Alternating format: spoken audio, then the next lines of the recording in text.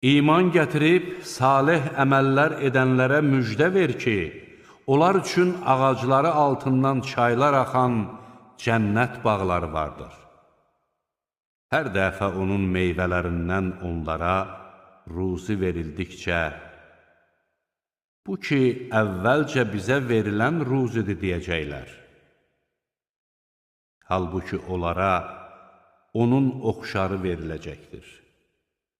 Onlardan ötürü orada pak zövcələr var və onlar orada əbədi qalacaqlar.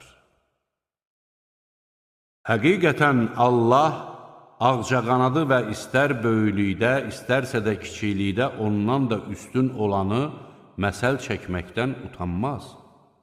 İman gətirənlər bilirlər ki, bu, onların Rəbbindən gələn haqdır.